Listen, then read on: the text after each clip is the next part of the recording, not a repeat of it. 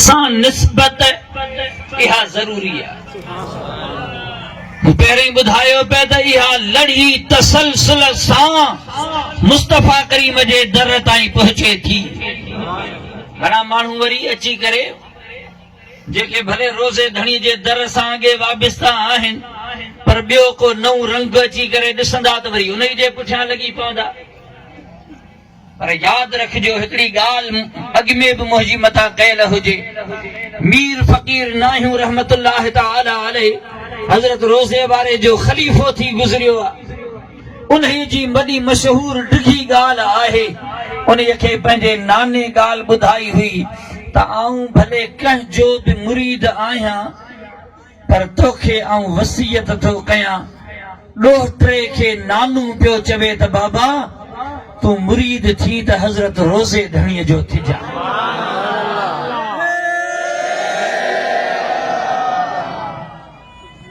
फरमाए त मूंखे नाने वसियत कई त बाबा आऊं कंहिंजो बि मुरीद आहियां पर तोखे तो इहा वसियत कयां त तूं हज़रत रोज़े धणीअ जो मुरीद थिजा।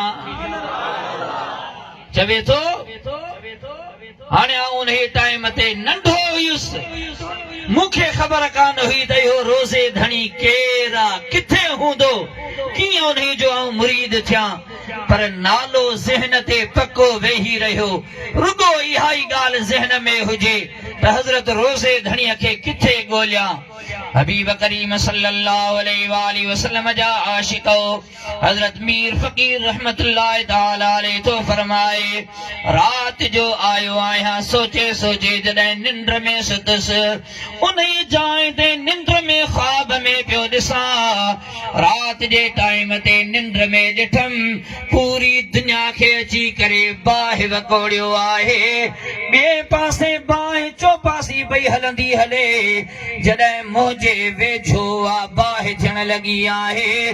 ओचितो ॾिसां त हिकिड़ो सुहिणो हसीन आयो आहे, सुहिणे लिबास सां आहे, सफ़ेद लिबास में आयो आहे। चवे थो त बाहि हिन जे वेझो न अचिजां जो ही असांजो आहे। मूंखे उन बचाए वरितो, बाहि खां बची वयुसि।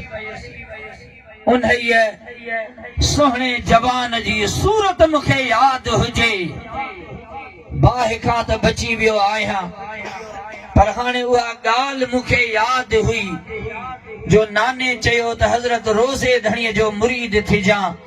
लाड़ जे पासे जो फ़क़ीर हुयो, चवे थो त हिकिड़ो टाइम थियो जो हैदराबाद में हिंदुनि जो को मसालो हुजे, को वॾो वाक़ियो थी वियो हुयो।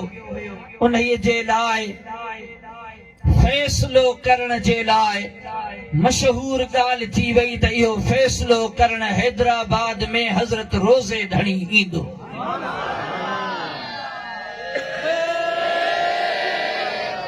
हाणे मूं जीअं जो ॿुधो त ख़ुशी थी त हूअं त ख़बर कान हुई रोज़े धणी किथे आहे, पर हैदराबाद में अचे थो त वञी करे ज़ियारत करे अचां। पोइ जीअं लाड़ जा ॿिया फ़क़ीर हलिया उन्हनि सां गॾु आऊं बि संभरी पियुसि त हैदराबाद वञी करे रोज़े वारे जी ज़ियारत कयां।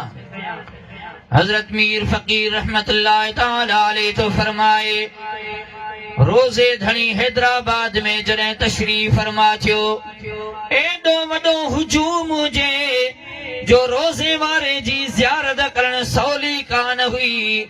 मां बि उन जाइ ते कोशिश इन में हुजां त रोज़े वारे जी ज़ियारत थी वञे, पर एॾो वॾो हुजूम हुयो, सवली ॻाल्हि मुंहिंजे लाइ ज़ियारत जी कान हुई। आख़िरकार ओचितो हज़रत रोज़े वारे जे चेहरे ते जीअं जो मुंहिंजी नज़र पई आहे त उन वक़्त में ई मुंहिंजी दिलि धाह कई, हीअ त उहो ई सुहिणो आहे जंहिं मूंखे बाहि खां बचायो हुयो।